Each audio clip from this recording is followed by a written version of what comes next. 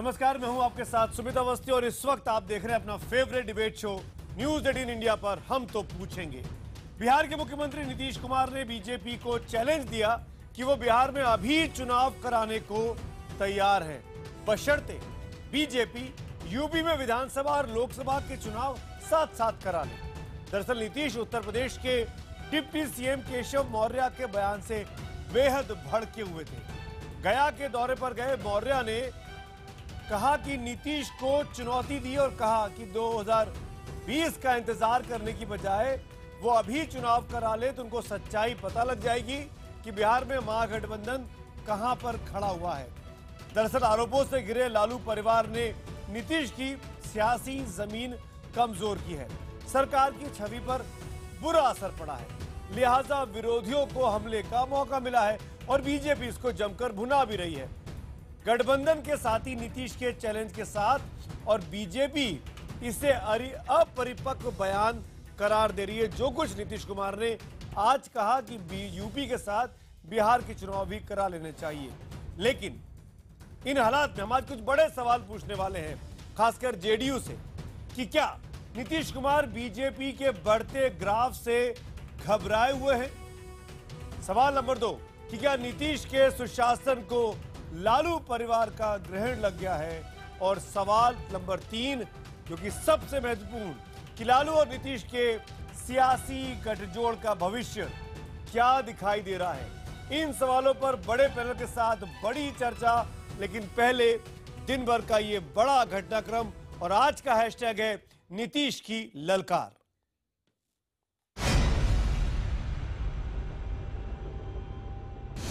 आप बताइए यहाँ पर कल क्या मांग किया। हम जो अखबार में देखे कहा कि बिहार में फिर से अभी चुनाव करें, हम तैयार हैं, लेकिन साथ साथ यूपी का भी चुनाव करेंगे। फिर से यूपी का बिहार का एक साथ चुनाव करा दें और इसके अलावे यूपी और बिहार में जितने एनडीए के और बीजेपी के लोग जीते हुए हैं उस सब लोकसभा की सदस्यता से इस्तीफा कर दें और एक बार फिर अभी चुनाव हो जाए। लोकसभा की सीटों का उस पर भी बाई इलेक्शन हो जाए और यूपी का और बिहार का साथ साथ चुनाव करा दीजिए। अभी हम बिहार का चुनाव कराने को तैयार है, कराइए यूपी का साथ फिर से और करा दीजिए लोकसभा का यूपी और बिहार का जो भी आपके मेंबर जीते हैं करा दीजिए। तो है हिम्मत तो कराइए। बिहार के सीएम नीतीश कुमार का ये सीधा चैलेंज बीजेपी को है, उस बीजेपी को जिसकी केंद्र में ही नहीं 17 राज्यों में सरकार है।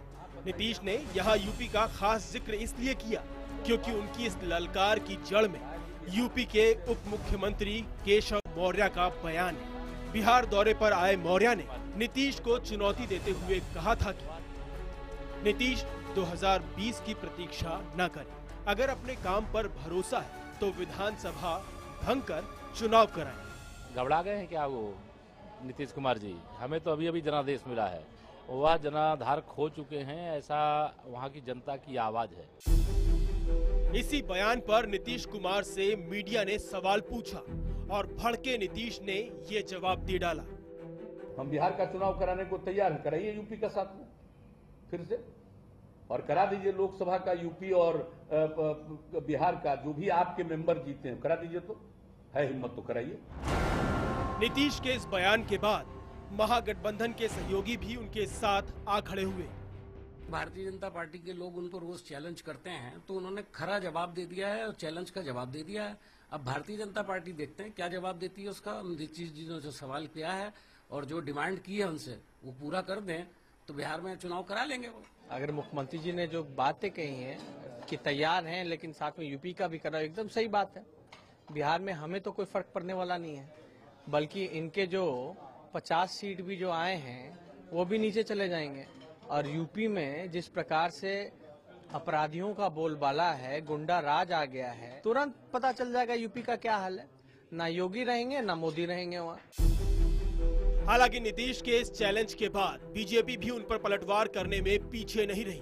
बीजेपी के मुताबिक नीतीश का ये बयान उनकी अपरिपक्वता और अव्यवहारिकता का सबूत है। ये सब बातें एक मैच्योर पॉलिटिशियन जब करता है ना तो शोभा नहीं देती है। एक तो वो लालू जी के साथ, उनके बच्चों के साथ कितने मजाक बना दिया है उन्होंने बिहार की पॉलिटिक्स को। इसके बाद भी अगर वो ये बातें करते तो ये बातें उनकी खोखली बातें हैं। हालांकि जानकारों की राय में बिहार में कई मुद्दों पर महागठबंधन में दरार आती दिख रही थी। नीतीश कुमार खुद पर रघुवंश प्रसाद जैसे नेताओं के आरोप से नाराज थे, तो लालू परिवार खुद पर लग रहे आरोपों पर नीतीश की चुप्पी से। इस बीच नीतीश ने पीएम मोदी की तारीफ कर एनडीए की ओर पींगे बढ़ाने के भी संकेत दिए थे, लेकिन बड़े दिनों बाद रविवार को नीतीश और लालू एक मंच पर नजर आए और माना जा रहा है कि सियासी मजबूरियां देखकर दोनों के बीच दूरियां घट रही हैं। लेकिन सवाल है कि महागठबंधन की 1.5 साल की सरकार में ही जैसे जैसे आरोप लगे हैं, अगर अभी चुनाव हो तो क्या लालू नीतीश की वापसी संभव है? और आज के दिन भर के घटनाक्रम के बाद इस वक्त का जो सबसे बड़ा सवाल बनता है, क्योंकि बात चुनावों की हो रही है, तो क्या अगर आज चुनाव हो तो क्या बिहार में नीतीश लालू की वापसी की जो जोड़ी है, इस वापसी संभव है? अगर आपका जवाब हाँ है तो HTP स्पेस देकर Y लिखिए और नहीं के लिए HTP स्पेस देकर N लिखिए। 51818 पर आप SMS कर सकते हैं। #HTP और #नीतीश की ललकार के जरिए भी आप ट्वीट और फेसबुक पे जाकर हमको अपने कमेंट्स और सवाल जरूर भेजें। बारी बारी से मेहमानों का परिचय कराता हूं जो इस वक्त हमारे साथ स्टूडियो में यहां मेरे साथ मौजूद हैं। नवल किशोर जी जो कि प्रवक्ता हैं आरजेडी की तरफ से, आपका स्वागत है। और जो लोग बाहर से हमारे साथ इस डिबेट में जुड़ रहे हैं, सबसे पहले बीजेपी के प्रवक्ता संबित पात्रा साहब मेरे साथ है, डॉक्टर संबित पात्रा। हमारे साथ अखिलेश प्रताप सिंह जी जुड़ रहे हैं, कांग्रेस पार्टी के प्रवक्ता लखनऊ से। वरिष्ठ प्रवक्ता नीरज सिंह जेडीयू के प्रवक्ता के तौर पर पटना से हमारे साथ है। आपका बहुत बहुत स्वागत है नीरज जी। आप चारों के साथ बातचीत को मैं शुरू करता हूं। कुछ और मेहमान जुड़ेंगे इस डिबेट में, जैसे घनश्याम तिवारी आएंगे सपा की ओर से और दानिश रिजवान आएंगे हम पार्टी की ओर से, जो कि बीजेपी की सहयोगी पार्टी है बिहार में। सीधे तौर पर मैं नीरज जी आपसे पूछना चाहता हूं, पहला सवाल, क्या अगर चुनाव होते हैं, जैसा कि नीतीश जी ने कहा चुनाव करा लीजिए बिहार में और उत्तर प्रदेश में एक साथ, मेरे मन में यह असमंजस है, मेरे मन में यह क्लैरिटी नहीं है। मैं ये जानना चाहता हूं, अगर चुनाव होते हैं तो जेडीयू अपने आप चुनाव लड़ेगी, लालू जी के साथ चुनाव लड़ेगी या बीजेपी के साथ चुनाव लड़ेगी? तीनों ऑप्शन में से क्या? नहीं, ये सारे कयास 2015 के पहले भी लगाए जा रहे थे। नव मनोनीत उत्तर प्रदेश के उप मुख्यमंत्री जो राजनीतिक धर्मांतरण के लिए बिहार आए थे और उन्होंने चुनौती दे दी कि बिहार में चुनाव कराइए, तो सच को आज क्या हम लोगों ने कहा कि माननीय नीतीश कुमार जी ने कहा कि हम चुनाव को तैयार हैं। उत्तर प्रदेश में भी आपके बहुत सारे सांसद जीते हैं, बिहार में और खुद आदरणीय प्रधानमंत्री जीते हैं। तो हमको लगता है कि जब आपने परफॉर्म किया है देश के अंदर में, तो आपको क्या परेशानी है? उत्तर प्रदेश और बिहार में एनडीए के जो सांसद है वो इस्तीफा दे दें और तैयार हो जाइए चुनाव कराने के लिए, क्योंकि आपने इस चुनौती को दिया था। तो जवाब मिला है, अब गेंद आपके पाले में है, आपको तय करना। और हमारा गठबंधन चुनाव के पूर्व हुआ था, तरह तरह के कयास उस समय भी लगाए जा रहे थे, आज भी लगाए जाते हैं। ये लगातार एक रणनीति का एक हिस्सा है। खैर उस विवाद में नहीं पड़ रहा हूं, लेकिन जनता का जनादेश जो है, अगर भ्रम है, अगर हम अलोकप्रिय हो गए हैं, अगर हम कुछ कर नहीं पा रहे हैं, तो दिक्कत क्या है? हमारी शर्तों को मान लीजिए। नीरज जी, आपने इसकी शुरुआत की। मैंने बहुत धैर्य के साथ सुना, आपने मेरे सवाल का जवाब नहीं दिया। अगर चुनाव होंगे तो आप लालू जी के साथ चुनाव लड़ेंगे, अपने आप लड़ेंगे, बीजेपी के साथ लड़ेंगे? तीन ऑप्शन है आपके पास। मैंने आपकी पूरी बात जो महागठबंधन है उसके स्वरूप पर, महागठबंधन के स्वरूप पर लड़े हैं, महागठबंधन बना करके लड़ेंगे, इसमें कहा कोई परेशानी है? तो फिर नीतीश कुमार जी, हमारा पॉलिटिकल फॉर्मेशन है, नीतीश कुमार जी क्यों बयान नहीं देते हैं जब सुशील मोदी आरोप लगाते हैं एक के बाद एक लालू यादव के परिवार पर? और अगर सुशील मोदी गलत बोल रहे हैं तो सुशील मोदी पर आप लोग मानहानि क्यों नहीं करते हैं? सुशील मोदी पर आप हमला क्यों नहीं करते हैं? आप वहां भी चुप्पी साध रहे हैं, आप लालू यादव को भी नहीं बचा रहे हैं, तभी तो ये सवाल खड़े होते हैं Neeraj ji.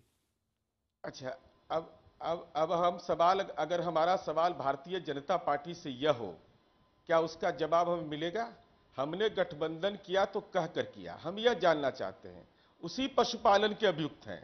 Doctor Jagdish Sharma, doctor Jagannath Mishra, doctor R K. Rana, उन लोगों के पुत्र को कौन टिकट दिया? यह सवाल तो कभी नहीं खड़ा हुआ। उनके परिजन को टिकट विधानसभा चुनाव में कैसे मिला? ये सवाल यही है। हमने अगर गठबंधन किया तो राज्य की नीतियों पर किया है।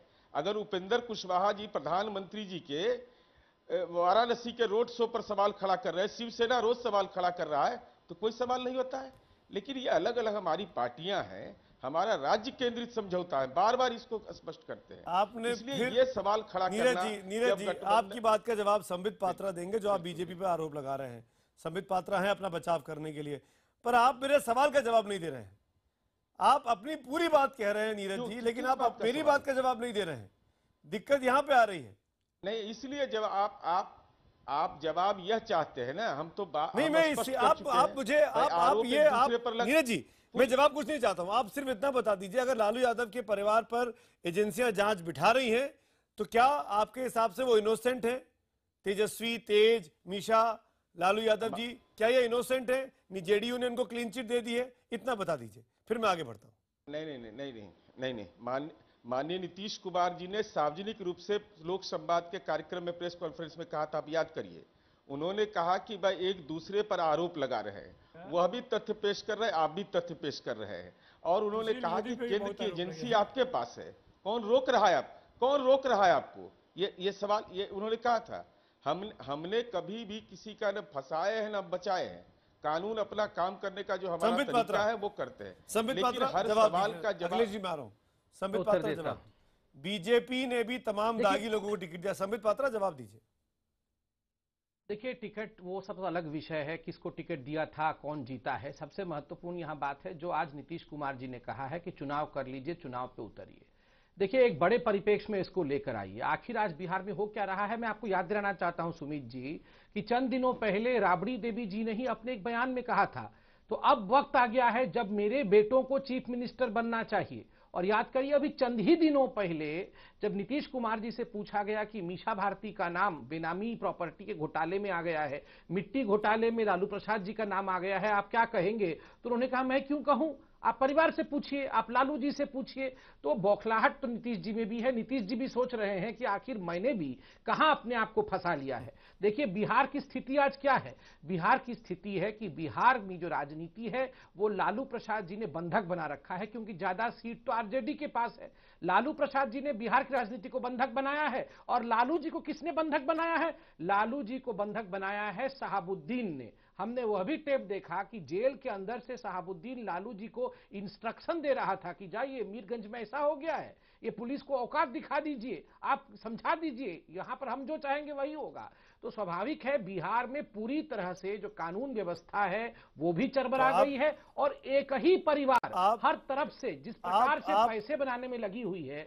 संबित पात्रा, आप ये कह रहे हैं कि यादव परिवार की वजह से सुशासन बाबू की इमेज खराब हुई है और इसकी जिम्मेदारी यादव परिवार पर ज्यादा है।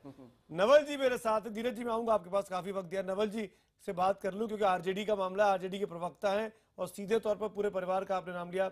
नवल जी, संबित पात्रा के आरोपों का कोई सफाई है आपके पास? देखिए, सबसे पहले तो मैं आपको बता दूं कि जो दो उप मुख्यमंत्री हैं, एक बिहार के भूतपूर्व मुख्यमंत्री जो सुशील कुमार मोदी का नाम आया है और दूसरा मौर्य जी का नाम आया है, ये दोनों अपने अपने राज्य में नकारा पॉलिटिशियन साबित हो चुके हैं। इनको अपने राज्य में कोई नहीं पूछ रहा है। योगी जी के सामने अगुवाई में 325 सीटें आई हैं, उनके अगुवाई में नहीं, लेकिन वो आज के डेट में डिप्टी है और एक आवाज नहीं बोल सकते हैं। योगी जी के सामने उसकी कुछ नहीं चल रही है, इसलिए उनको बिहार में क्यों चलेगी? इसीलिए उनको बिहार भेजा गया है और बिहार में जाकर वो बेतुका बात कर रहे हैं। आपके एक ऐसे सरकार के विषय में ऐसे नहीं, एक तेज प्रसाद यादव की चलनी चाहिए, नीतीश जी को नीतीश जी से अधिक तेज की चलनी चाहिए, डिप्टी सीएम से अधिक सीएम की चलनी चाहिए। नीतीश कुमार और तेज प्रताप की बात नहीं है, बात महागठबंधन की है। आप केशव मौर्य पे सवाल खड़े कर रहे हैं, उठा रहे हैं, वो जिस एजेंडा पे बिहार पे गए थे, आपके मन में तो बात नहीं है। नहीं, वो आपके मन में तो बात नहीं है कि तेज प्रसाद की चलनी चाहिए, मोदी की चलनी चाहिए, नीतीश की नहीं चलनी चाहिए। लेकिन उनके पास कोई सफलता नाम का चीज गिनाने के लिए नहीं था, इसलिए उन्होंने इस तरह का बेतुका बयान दिया जहां पर महागठबंधन की जो जीत है और इतनी भारी भाई, जीत है, आप मुझे बताइए, इतनी भारी जीत है कि उसको अभी तक बचा यूपी नहीं में अभी पाए। चुनाव हुए ना, देखिए 11 मार्च को नतीजे आए हैं। आज हम कितनी तारीख को है? आज हम 12 जून को है। अप्रैल मई जून 3 महीना हुआ है, 90 दिन। आप वहाँ पे दोबारा चुनाव की बात कर रहे हैं। आपके राज्य में 20 महीने पहले चुनाव हो गए, आप उसके बारे में बात नहीं कर रहे हैं। आप ये बात तो नहीं करें कि मोदी और शाह के जोड़ी को ऐसा पटकनी बिहार में मिला कि अभी तक भूल नहीं पा रहे हैं। बिल्कुल मिला। बिहार के बाद यूपी हो गया ना, बीजेपी के बिहार के बाद यूपी हो गया ना, स्टेशन को नहीं भूल बिहार के से जुड़े हुए यूपी के इलाके में बीजेपी जीती है, लेकिन उसमें बहुत तरह के सवाल उठे हैं, लेकिन बिहार के जीत में कोई सवाल नहीं उठे हैं। इसमें कई लोगों ने कई तरह के सवाल उठाए हैं, वहां पे कोई सवाल नहीं उठाए हैं। और वहां पे अमित शाह और मोदी की जोड़ी 40 से ज्यादा रैलियां किया और उतना बड़ा हार पूरे देश में उनको कहीं नहीं मिला। उस हार को ये अभी तक भुला नहीं पा रहे हैं और उस महागठबंधन की महाजीत को फिर से रिव्यू करने की बात की जा रही है। नवल भाई, आप 20 महीने पहले जा रहे हैं, मैं 3 महीने पहले जा रहा हूँ। आपको 3 महीने पहले दिखाई नहीं दे रहा, आपको 20 महीने पहले दिखाई दे रहा है, ऐसा क्यों है? आप 3 महीने का यूपी देख लीजिए, 3 महीने का यूपी देख लीजिए, वही देख रहा हूँ। महाजंगल राज का युग है वहाँ पे। वहाँ पर किस तरह के संबित पात्रा जवाब दीजिए, किस तरह के क्राइम नहीं हो रहा है, बलात्कार नहीं हो रहा है, संबित पात्रा जवाब हो जाए तो मैं जवाब, संबित पात्रा जवाब दीजिए। समाज में वैमनस्य नहीं हो रहा है कि सहारनपुर की घटना नहीं है, कैसे जवाब गुंडों को बढ़ावा मिला, बोले जा रहे हैं, तभी तो जवाब दूंगा। इसीलिए आप यूपी का चुनाव दोबारा नहीं कराएंगे। संबित पात्रा, नफरत फैलाने वाले को वहाँ पर मुख्यमंत्री बनाया गया, इसलिए पूरा नफरत पूरे यूपी में देखा जा रहा है। चलिए जवाब अखिलेश जी के पास जाना, फिर मुझे के नाम पे हो, घनश्याम तिवारी भी जुड़ गए हमारे साथ। नाम पे वहाँ पर बदतमीजी नहीं सुमित जी, सुनिए, मैं बोल सकता हूँ। देखिए सुमित जी, एक बड़े परिप्रेक्ष्य में आइए। पहली बात तो है, आप देखिए आरजेडी के प्रवक्ता ने एक दिखा नहीं सकते हैं आप जब भी बात करते हैं, गाय की बात करते हैं, गोमांस की बात करते हैं, बीफ की बात करते हैं, फर्जी राष्ट्रवाद की बात करते हैं, ये हर तरह की बात करते हैं जिससे लोगों को भटकाया जा सकता है। नवल जी, ये तमाम बातें आप कर रहे हैं। नवल जी माफी के साथ, नवल जी माफी के साथ ये तमाम बातें आप कर रहे हैं। हम बिहार पर बात कर रहे हैं, नीतीश की सरकार पर बात कर रहे हैं, आप बीफ पर आ रहे हैं। पूछिए ना किस चीज के लिए? अरे मैं क्यों उस पे? आज का टॉपिक बिहार है, बिहार में रहिए ना, वो गए थे बिहार में रहिए ना। चलिए संबित पात्रा, जीत पर सवाल संबित पात्रा, ऐसे चिल्लाना नहीं चाहता हूं, शांति से। देखिए मैं इतना कहना चाहता हूं, आपको चिल्लाने की जरूरत क्या है? आप तो डराते हैं सबको, आप चिल्लाएंगे क्यों? नहीं सुमित जी आप यहीं से बुलवा लीजिए, कोई परेशानी नहीं। सुनिए ना नवल जी, आप अपने महागठबंधन के साथियों का, मोदी बोलते हैं महागठबंधन के साथियों का वक्त, लालू जी की तरफ से महागठबंधन के साथियों का वक्त आप खा रहे हैं। पूरा नवल जी दिया जाता है। अखिलेश जी, आपको आपत्ति नहीं होनी चाहिए, आपके घटक साथी है नवल जी, यही आपकी सच्चाई है। नीरज जी आपके साथी का वक्त ले रहे हैं, बार बार टोकने के बाद भी चुप नहीं हो रहे हैं। संबित पात्रा देखिए, आज आखिर आरजेडी के प्रवक्ता इतने बौखलाए हुए क्यों हैं? इसलिए बौखलाए हुए हैं क्योंकि लालू जी ने जो करप्शन किया, याद रखिए लालू जी हिंदुस्तान के पहले मार्का मारा और रजिस्टर्ड करप्ट पॉलिटिशियन है। सुप्रीम कोर्ट ने ठप्पा लगा दिया कि हिंदुस्तान का पहला मार्का मारा और रजिस्टर्ड पॉलिटिशियन जिसको कि बाहर निकाल के फेंक दिया गया, जिनको की सुमित जी ऐसे डिबेट नहीं हो सकता है, जंगल राज फैला रहे हैं। लालू जी की बात को आप काउंटर कर सकते हैं क्या, जो संबित ने कही? लालू जी इस देश के पहले कोर्ट के द्वारा तय किए गए भ्रष्टाचार का मुकदमा उन पे है कि नहीं है? भ्रष्टाचार माने गए कि नहीं माने गए? उन पे रोक लगी कि नहीं लगी है चुनाव की? आपके पास बाबरी मस्जिद तोड़ने के सारे आपराधिक मामले हैं कि नहीं? जिस दिन रोक लग जाएगी, जिस दिन रोक लग जाएगी, जिस दिन रोक लग जाएगी, मामले में ही है। एक मुकदमा है और एक फैसला है, एक मुकदमा और एक फैसला है। लालू जी पर फैसला है, लालू जी चुनाव नहीं लड़ सकते, लालू जी कभी चुनाव नहीं लड़ सकते अगले कुछ सालों तक। ये मानते कि नहीं मानते? न्यायपालिका के और इससे बड़ा घोटाला करते हैं और हम नवल बाबू, आप लगातार के बोलने से अगर आपको लगता है कि आपका वोटर बढ़ रहा है, आपको बिहार में सफलता मिल जाएगी, तो आप गलत जा रहे हैं। डिबेट ऐसे नहीं होता है। मैं आऊंगा सब लोगों के पास।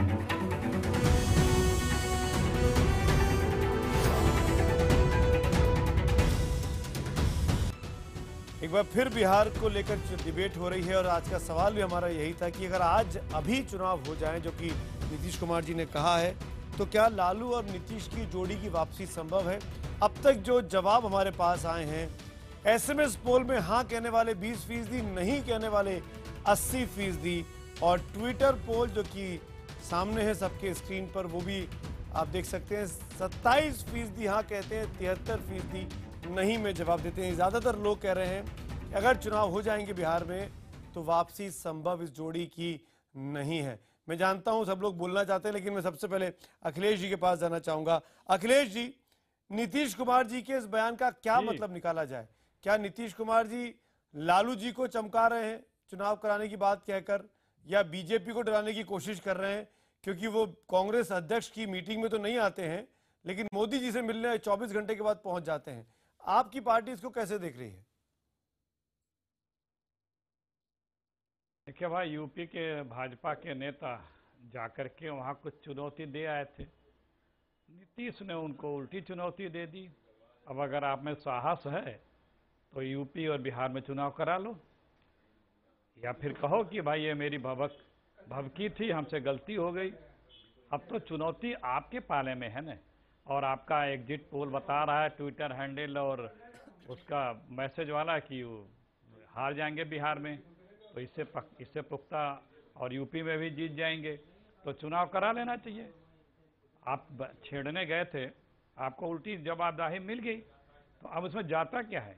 इतने अच्छी स्थिति में यूपी में है, इतने अच्छी स्थिति में बिहार में है, तो चुनौती स्वीकारने में क्यों डर है? चुनौती स्वीकारने में डर क्या है? इनको एकदम ताल ठोक के कहना चाहिए हमें चुनौती स्वीकार है, क्योंकि पहले चुनौती आपने दी। पर यूपी में तो चुनाव अभी हुए, अखिलेश जी आप खुद चुनाव लड़ रहे थे 3-4 महीने पहले, तो कितने चाहिए 3 महीने के बुरे हालात हो गए हैं, 4 ही महीने, एकदम कितने बुरे हालात हो गए हैं भाई। यहाँ तो इतने अच्छे हैं बीजेपी के हालात, तो उन्हें डर किस बात का है? यहाँ पे तो राम राज्य है, पूरे देश में राम राज्य है, कहीं पे भी कोई समस्या नहीं है, न सीमा पे समस्या है, न सरहद, न जवानों में, न किसानों में, न नौजवानों ने, न विदेश में, कहीं कोई समस्या नहीं, सब अच्छा है। और दूसरा राम राज्य इस टाइम चल रहा है योगी और योगी के नेतृत्व में, तो फिर चुनाव से डर किस बात का? संबित पात्रा, किस बात का डर है भाई? जाएगी जब सब परिस्थितियां आपके बस में है तो चुनाव कराइए ना, जनादेश मिल जाएगा। बयानबाजी का क्या मतलब है संबित पात्रा? देखिए, जिस प्रकार से अभी कांग्रेस के प्रवक्ता कह रहे थे चुनाव कर लीजिए, ये राहुल गांधी का लीडरशिप उभर नहीं पाएगा, राहुल गांधी लॉन्च नहीं हो पाएंगे, इसका मतलब है कि इंडिया हर 2 महीने में चुनाव कराते रहे। अभी 90 दिन भी नहीं हुए हैं, उत्तर प्रदेश में चुनाव करें, क्योंकि राहुल गांधी को लीडरशिप प्रूव करना है। ये कह रहे थे कि साहस नहीं है, स से साहस और स से सात, साहस था, चुनाव हुआ, आपको 7 सीट मिले हैं उत्तर प्रदेश में। आप अपने गिरेबान में झांककर चिंता करिए कि किस प्रकार की लीडरशिप आपको मिली है। दूसरी बड़ी बात, जोड़ी, ये जो बिहार कर दिया था, फिर देखिए, मैं तो किसी के बीच में नहीं बोल रहा था। सुमित जी, आपको थोड़ा देखना पड़ेगा कि लोग ऐसे अराजकता ना करे। मैं इतना कहना चाहता हूं, जहां तक बिहार में ये जो जोड़ी का सवाल है, जोड़ी के जोड़ों में दर्द है, अब साथ नहीं चल पा रहे हैं, इसीलिए अभी साथ तक नहीं चल पा रहे के एक के नहीं, ये जंगल राज बंद कर दीजिए, ये जंगल राज बंद कर दीजिए। आरजेडी का गुंडागर्दी यहाँ नहीं चलेगा डिबेट में, ये सुमित जी का शो है, यहाँ पे गुंडागर्दी नहीं चलेगा। नवल जी, ये गुंडागर्दी पूरा बंद करके बैठिए, यहाँ सुमित जी एंकर है, वो पूछेंगे। अपनी बारी का इंतजार कर रहे हैं, आपके वरिष्ठ साथी नीरज जी, अखिलेश जी, हम लोग को देखिए कोई पीछे बोल रहा है, आप ऐसे जेडीयू के प्रवक्ता पीछे बोल रहे हैं, आपको शिकायत का मौका नहीं मिलेगा। नीरज जी बैठे हैं, नीरज जी बीच में बोल रहे हैं, कितने सीनियर आदमी वो बीच में बोल रहे हैं किसी। मैं आऊंगा अखिलेश जी, बिल्कुल आऊंगा। देखिए, मैंने बहुत सोच समझ के कहा है कि जोड़ी के जोड़ों में दर्द है। नीतीश कुमार जी लालू जी के पापों की गठरी को ढो ढो के अब उनके जोड़ों में दर्द हो गया है। अब ये गठरी को कितने दिन ढोना चाहेंगे, इसका संकेत मिल रहा है। संकेत यूं मिल रहा है कि कहीं भी किसी भी पब्लिक प्लेटफॉर्म में नीतीश जी लालू जी की रक्षा नहीं कर रहे हैं, बल्कि खुद रक्षात्मक नजर आ रहे हैं। जब उनसे लालू जी के विषय में सवाल पूछा जाता है तो कहते हैं परिवार से पूछिए, ये मेरे से क्यों पूछ रहे हैं। और कैबिनेट की बैठक में अभी जून के महीने में कैबिनेट की जो बैठक हुई थी, उसमें डेप्यूटी चीफ मिनिस्टर भी नहीं आए, लालू जी के परिवार के तमाम मंत्री नहीं आए। अखिलेश जी मैं आऊंगा, लेकिन एक बार घनश्याम तिवारी के पास जाना होगा मुझे, तो कहीं ना कहीं अखिलेश जी मैं आऊंगा, घनश्याम तिवारी बहुत देर से तुम्हारे का इंतजार कर रहे हैं, मैं बिल्कुल आऊंगा, सब्र करिए, मैं आ रहा हूँ। अखिलेश जी मैं आ रहा हूँ, 4 बार बोल चुके। अखिलेश जी मैं आ रहा हूँ। घनश्याम तिवारी, आपकी पार्टी यूपी में चुनाव के लिए तैयार है 3 महीने के भीतर? देखिए, हम तो ये चुनाव की मांग हमारी नहीं है, हम हमेशा जनता के लिए काम करने के लिए तैयार हैं। हम हमेशा सही सवाल और यूपी को ये सही एजेंडे को जनता के सामने रखने इस बयानबाजी को क्या देखते हैं जो मौर्य बनाम नीतीश कुमार चल रहा है? देखिए, ये बयानबाजी है। देखिए, जैसे अभी संबित जी बोल रहे थे, संबित जी बोल रहे हैं तो अच्छे वक्ता दिखाई दे रहे हैं, लेकिन अपनी सरकार के अच्छे प्रवक्ता नहीं दिखाई दे रहे हैं। वो ये नहीं बता पा रहे हैं कि क्या जरूरत थी केशव प्रसाद मौर्य जी को इस तरह का बयानबाजी करने की। तीन महीने में उत्तर प्रदेश में वो विफल नजर आ रहे हैं। उत्तर प्रदेश में उनको संघ ने और भारतीय जनता पार्टी ने बोल दिया है कि आप योगी जी के सामने कोई प्रेस में बयानबाजी मत कीजिए, तो अब दूसरे प्रदेशों में जाके बयानबाजी कर रहे हैं। ये तो एक ऐसा राजनेता जो अपने प्रयासों में विफल हो रहा है, दूसरी जगह जाकर के न्यूज बटोरने की कोशिश कर रहा है।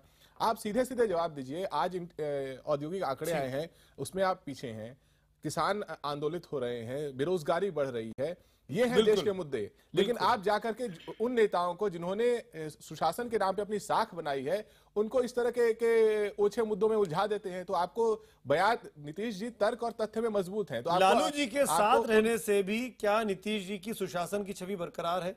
इस बात का जवाब दीजिए घनश्याम जी। देखिए, कोई भी नेता इस पे इल्जाम लगाती है बीजेपी, इसलिए बोल रहा हूँ। दानिश भाई, मैं दानिश रिजवान मेरे साथ जुड़ गए, आप जवाब दीजिए। देखिए, नीतीश कुमार जी ने जो काम किया है या लालू जी ने जो काम किया है, इन लोगों ने पर्दे के पीछे की राजनीति नहीं की है। चाहे उनकी नीतियां हो या राजनीति हो, पर्दे के सामने की राजनीति है, खुल के चुनौती देके राजनीति की है।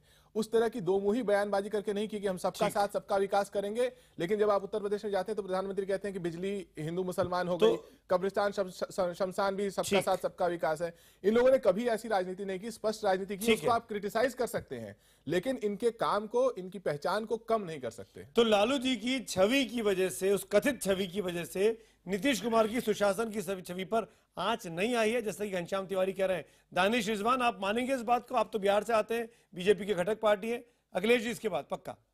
दानिश रिजवान। देखिए, दो तीन महत्वपूर्ण चीजें हैं सर। घनश्याम तिवारी जी ने कहा कि 3 महीने में लॉ एंड ऑर्डर।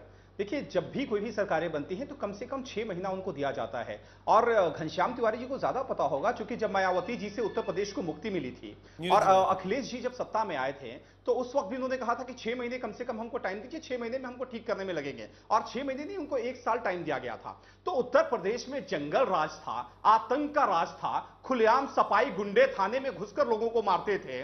किस तरीके से आपने देखा कि दंगे हुए, मेरठ में दंगा हुआ, जो उत्तर प्रदेश की स्थिति थी काफी तनावपूर्ण हो गई थी। वैसी स्थिति में उनको 1 साल का मौका दिया गया था। और आज ये 3 साल में ही इनको कुर्सी का प्यार इतना सता रहा है कि भैया फिर से चुनाव करा लीजिए। और अगर हम फिर से जीतकर उत्तर प्रदेश में आ जाते हैं तो ये फिर कहेंगे कि भाई फिर से एक बार मौका दे दीजिए। तो देखिए, ये गलत है।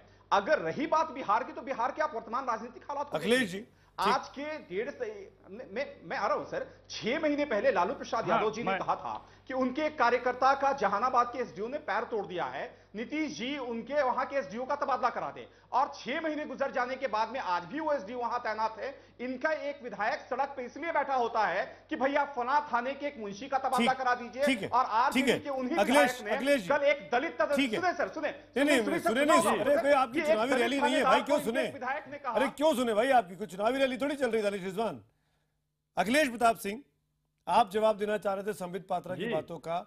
आप मुझे बताइए, अगर चुनाव कराने की नौबत आई जाती है और बीजेपी मान लेती है कि चुनाव कराते हैं यूपी में और बिहार में एक साथ, और फिर आपकी पार्टी के हाल वही होते हैं जो 7 सीटों पर सिमटी यूपी में, तो क्या पूरी की पूरी कांग्रेस पार्टी राजनीति से संन्यास ले लेगी कि फिर चुनौती देके फिर चुनाव बहाना ढूंढेंगे जो राजनीति में लौटने का?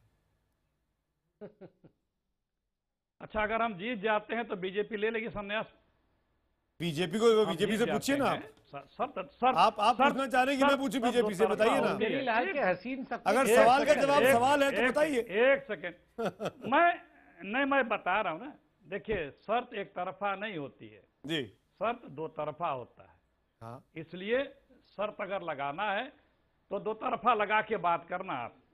अब रही बात संबित पात्रा की, जिस पार्टी के लोग, जिसके मुखिया सिर्फ बोलते हो झूठ असत्य सब कुछ गलत, एक सवाल नहीं ले सकता है, जो व्यक्ति जिससे कोई सवाल कर नहीं सकता है, जिसकी जो डरता है कि कोई उससे कोई सवाल न कर ले, नहीं तो उसकी पोल खुल जाएगी, जनता के करीब नहीं जाता है, वो राहुल गांधी से तुलना करता है, जो देश के सबसे विश्वसनीय राजनीतिक दल के नेता है। भगवान है राहुल गांधी, भगवान। और ये लोग अभी दूसरों पे कमेंट कर रहे थे। अरे याद करो यार, गवाहियों से इतिहास भरा है स्वतंत्रता संग्राम सेनानियों के खिलाफ, अंग्रेजों के राहुल गांधी की बड़ाई करते होंगे, गदर के गवाही दिए हो, बीच पीड़ा, अभी दूसरे को ज्ञान दे रहे थे और अभी पीड़ा शुरू हो गई। धीरज से सुन लो, सच्चाई जो है, 100 टन का सच्चाई पत्थर नहीं रख सुन के आप सकता राहुल है गांधी को जो नागपुर का भगवान बोलते हो ना, क्योंकि कमाल लगता है। वाह वाह, नागपुर चेहरे पे ऐसे नूर आ जाता है वो पूरा बध आपके। करेगा, वही उन्हीं से बध होना है, क्योंकि रावण अभिमानी रावण को भी ये गुमान था। उसने जब वर मांगा था तो कहा था कि मानव छोड़ के अच्छा, वही गलती कर रहे हो। ये अभिमानी रावण राहुल जी गीता और उपनिषद पढ़ रहे हैं ना। से दूर निकलता हूँ। नीरज सिंह काफी देर से हाथ उठा रहे हैं। नीरज जी मैं आपसे जानना चाहूंगा। फेयर बात नहीं हुई। अरे भाई फेयर बात तो हुई अखिलेश जी, आप लोग चूहलबाजी में लग गए।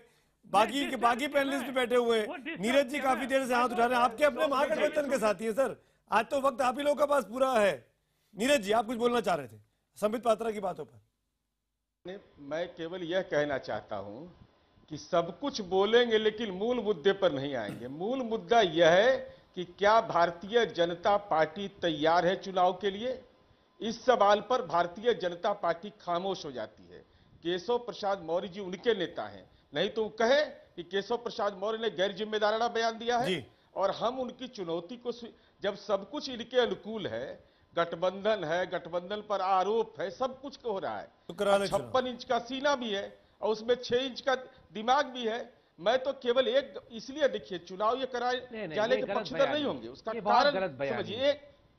नहीं बिल्कुल, किस बात के लिए, किस बात के लिए आप इस बात का जवाब संबित जी दीजिए ना। नहीं, आप इस बात का जवाब दीजिए। आपने कहा कि किसको टिकट मिला, आप बताइए। आपने पशुपालन घोटाला के सजा याफ्ता के बेटा को टिकट क्यों दिया, इसका जवाब दीजिएगा ना।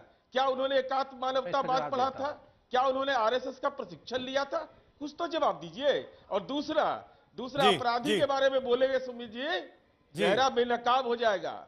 अगर बोल देंगे ना तो कितने अपराधी को अपने अपरोक्ष रूप से टिकट दिया बिहार में, हमने तो कहा था। बोझ लेके बैठे, और इसलिए अब कहना ये चाहते हैं बोझ मुक्त हो जाइए। अरे मैं दिल में बोझ नहीं हूं, मैं एक आपसे 2 सवाल का जवाब सुमित जी चाहता हूं। संबित पात्रा क्या आप पशुपालन घोटाले के आरोपी के बेटे को टिकट क्यों दिया? 10 सेकंड में मांग रहा हूं। संबित पात्रा जवाब दीजिए इस बात का। क्या जवाब भारतीय जनता पार्टी लोकसभा लड़ रहे हैं, उनका इस्तीफा करवाइएगा, जवाब दीजिए, करवाइएगा। चुनाव के लिए तैयार है कि नहीं? संबित पात्रा जवाब दीजिए। बताइए सुमित जी। तुकबंदी नहीं। और दूसरा सवाल सुमित जी, अच्छा हेडमास्टर जी टापर घोटाला करेंगे सवाल पे सवाल पूछ के। 3.5 अरे भैया हम तो बोल रहे हैं, आदरणीय नरेंद्र मोदी जी ने संसदीय दल के नेता की हैसियत से आपके कार्यकर्ता मारे गए थे, घर जाकर कहा था कि नौकरी देंगे और परवरिश करेंगे। 3.5 सवाल अगर बिहार के एग्जाम में अच्छे से पूछ लिया होता किसके पास तो 60% लोग फेल नहीं होते। अरे वहाँ पर तो क्वेश्चन पेपर फेल दिया नहीं गया। अरे भाई सारा बच्चा लोगों को फेल कर दिया, यहाँ पर आके हेडमास्टर बने नहीं, मुद्दों को भटका रहे हैं। 66% बच्चा लोग फेल हो गया और जो टॉपर बनता है वो जेल जाता है। माफी के साथ अखिलेश जी में आऊंगा, नीरज जी, संबित जी में आऊंगा, आप सबके पास लौटूंगा। नवल जी आप ही बोलना चाह रहे हैं, दानिश जी बोलना चाह रहे हैं। एक ब्रेक के लिए आगे बढ़ रहा हूं, लेकिन ब्रेक के बाद चर्चा को आगे बढ़ाएंगे कि क्या लालू और नीतीश की जोड़ी आज चुनाव हो जाए, उनकी वापसी संभव है। ये डिबेट जारी बन रही है हमारे साथ।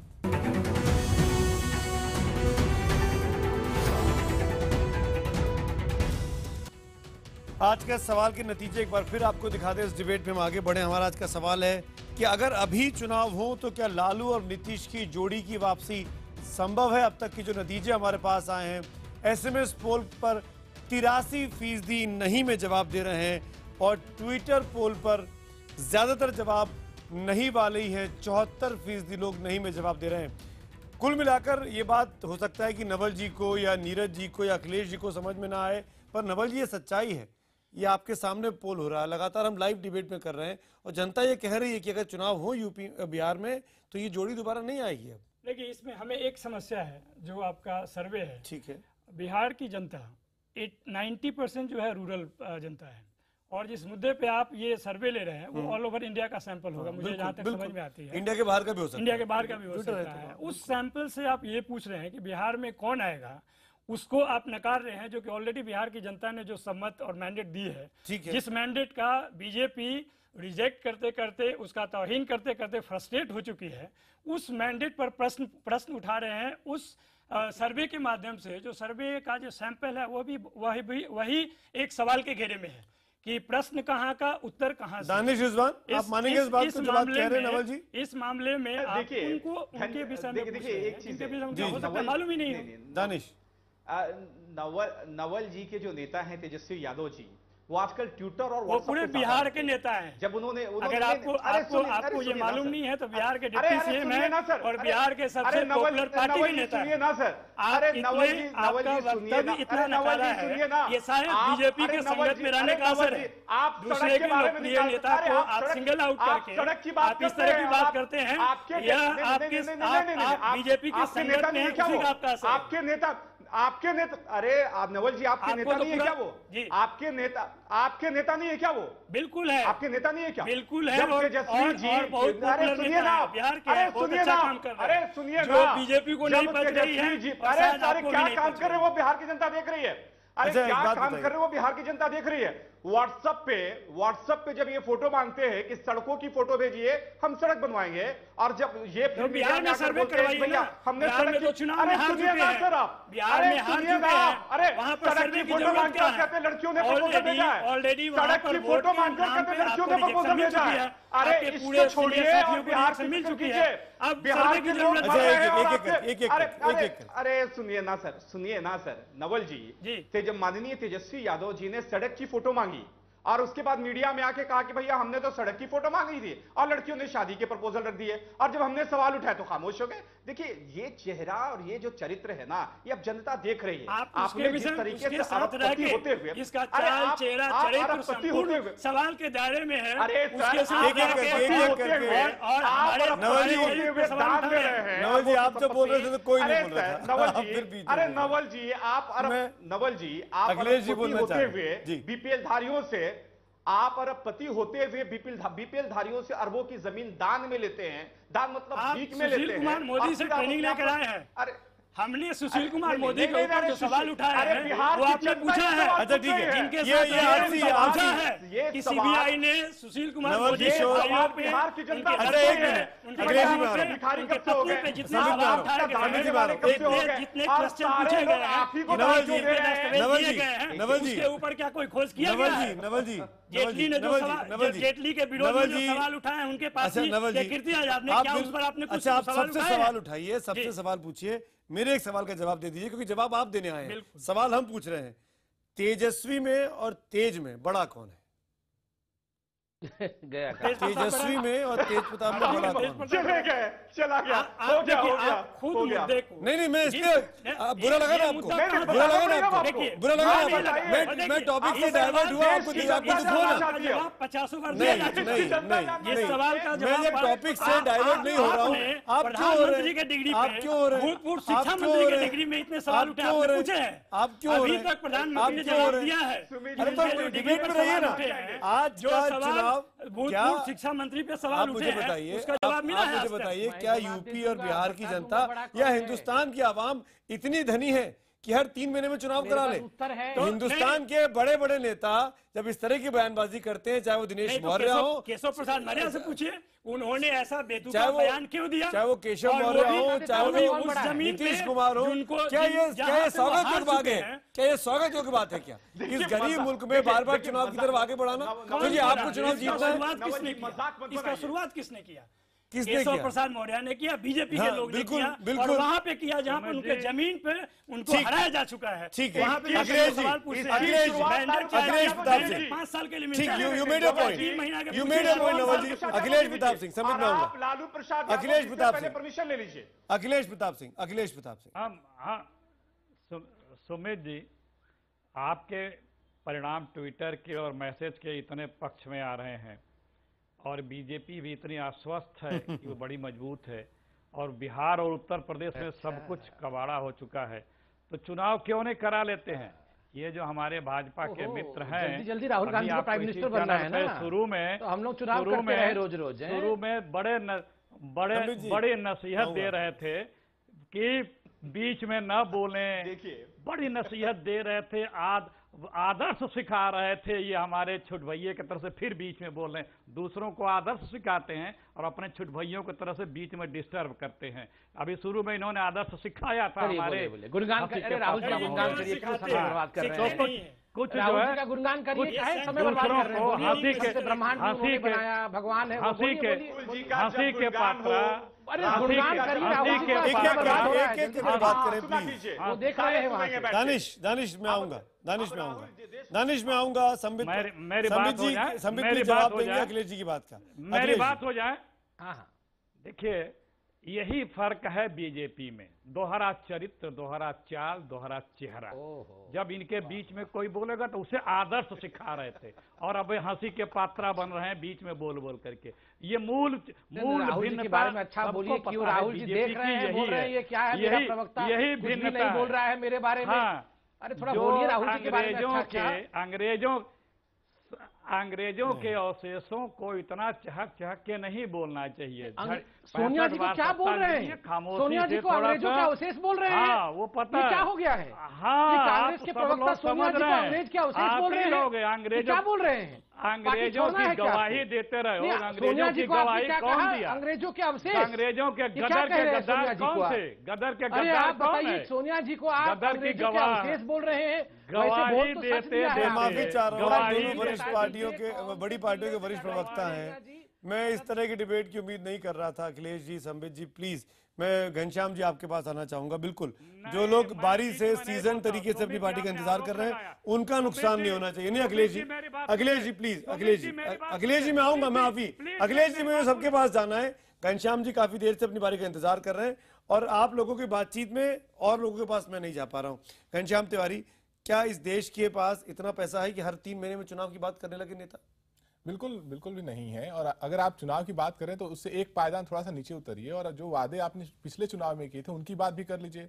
अगर आप में इतना दम है कि आप बार बार चुनाव में जा सकते हैं, या संबित जी में दम है कि किसी भी समय चुनाव हो जाए, वो लोग, उनकी पार्टी इतनी लोकप्रिय है कि चुनाव जीत जाएंगे, तो 3 साल पहले जो उन्होंने वादे किए थे किसानों से, देश के युवा पीढ़ी से, देश के मध्यम वर्ग से, उसके बारे में थोड़ी सी बात कर लीजिए। क्या वो वादे पूरे हो चुके हैं जिसके चलते उनमें इतना अभिमान आ गया है कि किसी भी समय चुनाव हो जाए? या अगर आप बिहार की सरकार की आलोचना भी करना चाहते हैं तो जो नीतीश कुमार जी ने 7 निश्चय किए थे उसके बारे में आप पूछ लीजिए नीरज जी से, वो बता देंगे। जहां तक आपकी मीडिया में खबर है उन 7 निश्चयों पे काम हुआ है। या आप 3 महीने के बारे में बात करना चाहते हैं उत्तर प्रदेश की, तो जो वादे बीजेपी की सरकार ने किए थे उस वादों पर ठीक है, आप 1 साल छोड़िए, जनता ने आपको 5 साल का समय दिया, 5 साल का समय लीजिए, लेकिन जो वादे किए थे उनमें आप किस तरफ जा रहे हैं? आपने ये नहीं कहा था कि आप पूरे प्रदेश को में उपद्रव का माहौल पैदा कर देंगे हिंसा वाहिनी के माध्यम से। आपने ये नहीं कहा था कि इंटर आप सरकार बनेगी, के रिजल्ट डिले हो जाएंगे। केशव प्रसाद मौर्य को ये क्यों कहना चाहिए कि एक लोकप्रिय सरकार के बीच में जिसको अरे अखिलेश जी 1 मिनट प्लीज, जब जिसको मैंडेट मिला है, जो 3 महीने जो 20 महीने पहले चुनाव जीत कर आई है, उसके वहां पे आप कह रहे हैं कि लोकप्रियता कम हो रही है, चुनाव करा लीजिए। केशव मौर्य को कहने की जरूरत क्या पड़ी? पूरे परिप्रेक्ष्य को देखिए, केशव जी ने किस परिप्रेक्ष्य में कहा। उन्होंने कहा कि एक व्यवस्था ऐसी बन गई है बिहार सरकार में एक ऐसी व्यवस्था बन गई है कि जो पैसा केंद्र से आता है बिहार सरकार उसे खर्च नहीं कर पा रही है और जो वेलफेयर स्कीम्स होना चाहिए वो चल नहीं पा रहा है। उस परिप्रेक्ष्य में बताया। दूसरी बात, आप इसको एक लार्जर, मैं बोल लूं सुमित जी मैं घनश्याम जी को उत्तर दे रहा था। देखिए इसको एक लार्जर पर्सपेक्टिव में बोलूं। अरुण जेटली जी ने एक बहुत सही विषय कहा कि ये जो कोएलिशन है, महागठबंधन है, ये कोएलिशन ऑफ नर्वसनेस है, ये घबराहट है पूरे महागठबंधन का। ये लोग जो बार बार कह रहे हैं चुनाव करो, 3 महीने के अंदर कहीं ना कहीं ये घबराहट है कि इनके नेता लॉन्च नहीं हो पा रहे हैं और यहाँ 4 प्रवक्ता बैठे हैं। संबित जी भी चुनाव कराइए ना, यही तो कह रहे हैं महागठबंधन। अगर हवा आपके फेवर में है करा लीजिए चुनाव, बयानबाजी की क्या जरूरत है? जनता भी समझती है कि पॉलिटिकल पॉइंट स्कोर करने के लिए कहा जा रहा है। की चर्चा नहीं करेंगे, कौन है ये इस बात की चर्चा नहीं करेंगे। कौन है ये चारों से पूछ लीजिए। मिले आप सुमित जी सीधा सवाल पूछिए चारों के पीएम के कैंडिडेट कौन है ये कि नहीं, सो बताइए। ये अभी नीरज जी आप यूपी में चुनाव करना क्यों चाहते हैं? आप बिहार के बारे में बात करिए ना। यूपी में तो 2 महीने पहले चुनाव हुआ है, 3 महीने सुनिए पहले, मैं माफी चाहता हूँ अखिलेश जी। अखिलेश जी 10 सेकंड, मेरे पास वक्त कमी है। अखिलेश जी 15 सेकंड आपके लिए। अखिलेश जी, अखिलेश जी आप हाथ उठा रहे हैं। अखिलेश जी इनको चुप कराइए, इनको बोलिए, चुप कराइए। बोलिए, बोलिए। सुमित जी बोलिए, सुमित जी बोलिए। सुमित जी, मैंने किसी को डिस्टर्ब नहीं किया, और जब मैं बोला तो उन्होंने डिस्टर्ब किया, और आप मुझे भी घसीटते हैं। ये आदत मुझे आपकी अच्छी नहीं लगती है। ठीक है, मैं जब किसी को डिस्टर्ब करता, जो डिस्टर्ब करे, जो गलत करे, उसको आप दोषी ठहराइए। मैंने आपको 15 सेकंड दिए थे, आपने हर बात मुझ पे डाल दी। मैं अपनी गलती मानता हूं, वक्त की कमी है, माफी चाहूंगा। मैं आगे इसके आगे नहीं बोल सकता था। अखिलेश जी को शायद मेरी कमी गिनानी थी, इसलिए उन्होंने इस समय का सदुपयोग इसलिए किया। लेकिन खैर, बहरहाल ज्यादातर दर्शकों ने जो कहा है वो आपके सामने है। अगर आज चुनाव होते हैं तो लालू नीतीश की जोड़ी की वापसी संभव नहीं है। ट्विटर पोल में भी ये दिखता है और SMS पोल में भी दिखता है। तमाम मेहमानों का मैं शुक्रिया अदा करूंगा इस डिबेट में मेरे साथ जुड़ने के लिए।